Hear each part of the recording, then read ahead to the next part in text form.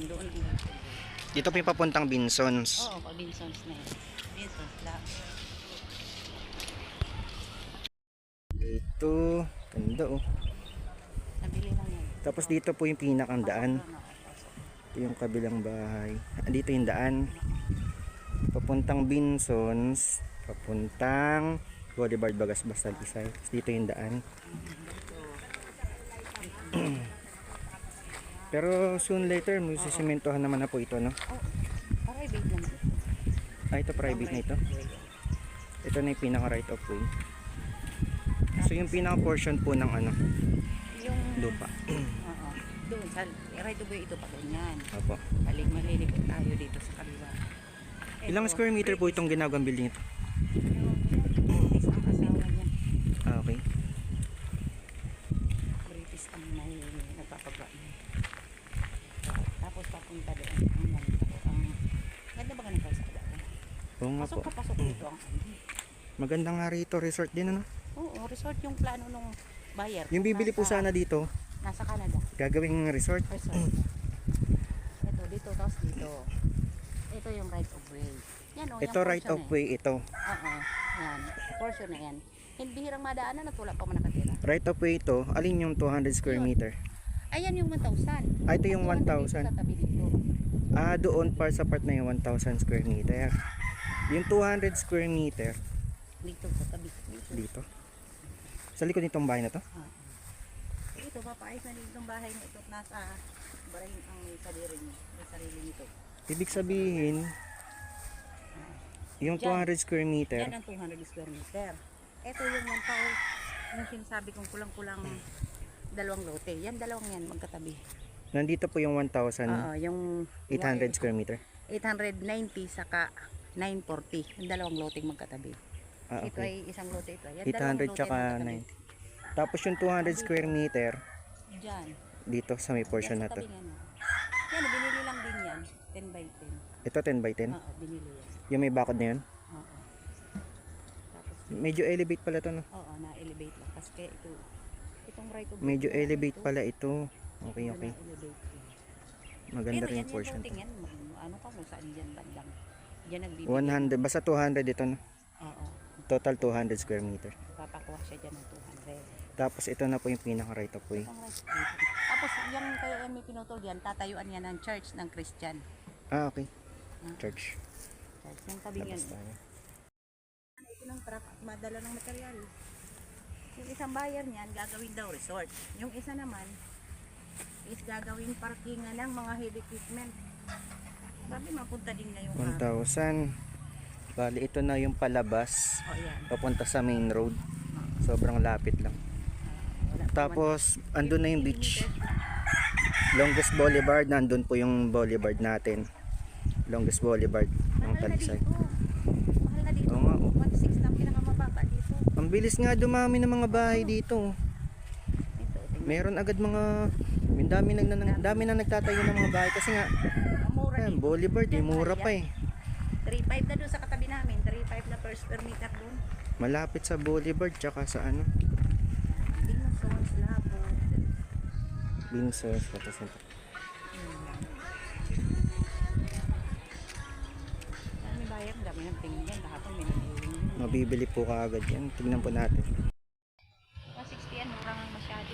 Bali, nandito lang sa likod yung lupa, sir. Tapos ito yung tabi. Kalsada papuntang itong boulevard. Yan naman kabilang yan, puno na yan. Ito, Puno yung na yan. pasture land. Diyan ang pinapinta.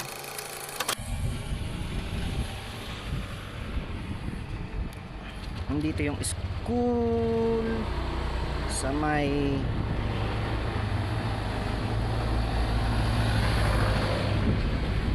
ang maganda po dito, meron andito sa school, malapit sa school, M. Cacho Elementary School. Sakop pa siya ng Del Carmen. Tapos dito banda rito,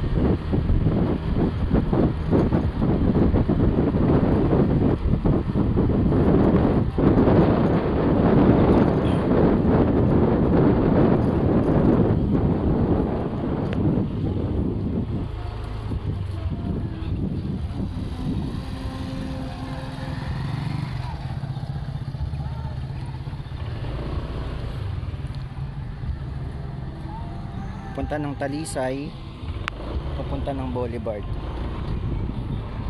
Ito papunta ng Boulevard, lusutan to, kabilaan lang. Pero dito tayo sa isa sa malapit-lapit.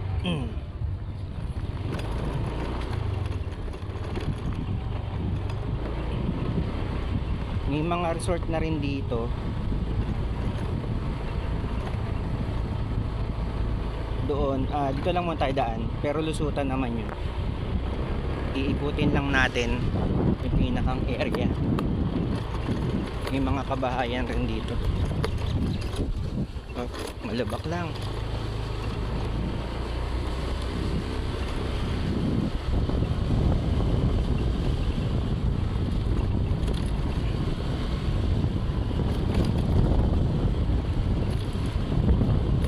Lawak ng pasture land dito.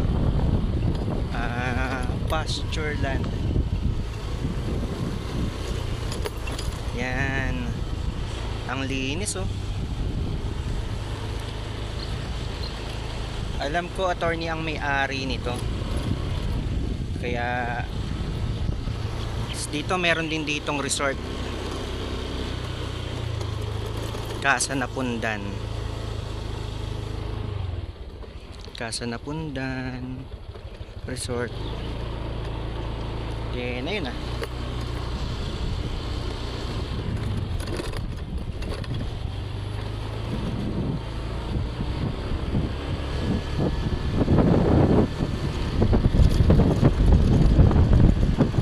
Nandito tayo sa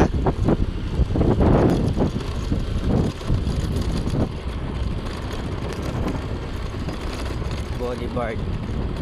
Ito Boulevard na to. Resort na rin mismo. Marami na ditong mga resort.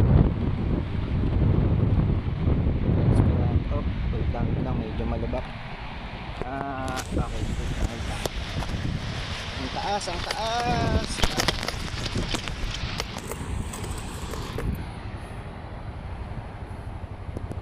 Ito yung dinaanan natin.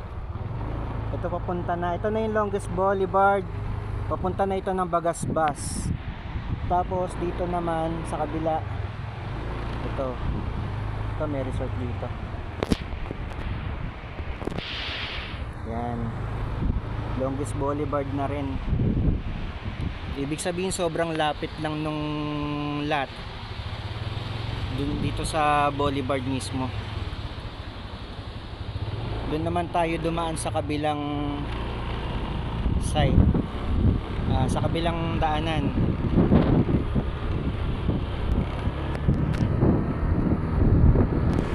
At least alam yung pinakang area, yung daanan, alam yung pinakang daan, yung area. Kasi pag galing ka ng Bagasbas,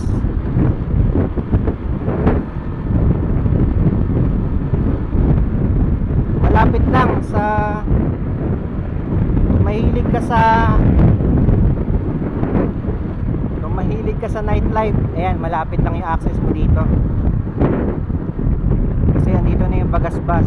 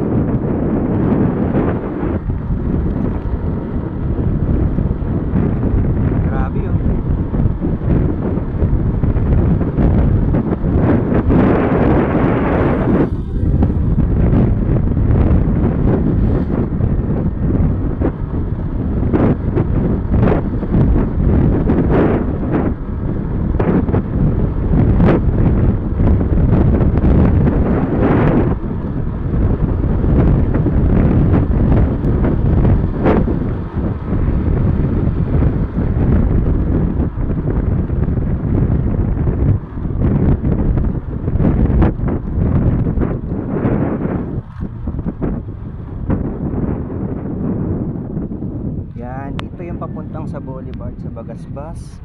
Tapos ito naman, ito yung nilabasan natin. Yan, ito yung sinasabi kong isang daan. Okay, yung daan papunta dun sa nilusutan natin kanina.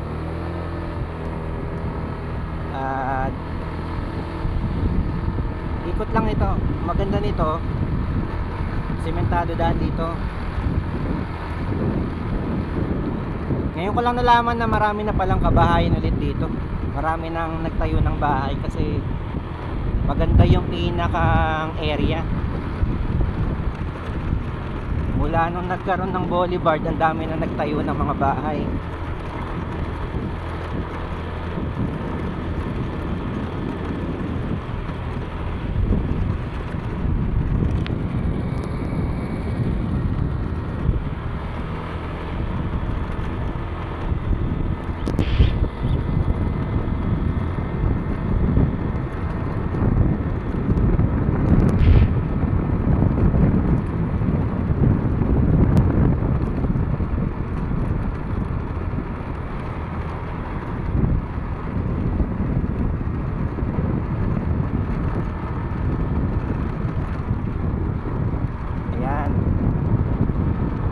Nandito na tayo. Ito mismo sa nilusutan natin kanina. Umikot lang tayo. At least alam nyo kung saan yung papunta yung daan. Napaka-accessible nitong lugar na to. Later on, mas mahal na yung lupa dito. Yan. Dito tayo lumusot kanina. Tapos ito na yung papuntang sentro ng Talisa, yung bayan. Tapos nandito yung school tsaka yung lupa, yung area. Yan. Balikan natin. Babalikan natin yung pinakang flat area. Yung lugar. Ito pag dire-diretso mo to, ibang bayan naman ang lalabasan. Papunta naman ito ng Binsons. Ito yung school. Lusutan ito ng Binsons.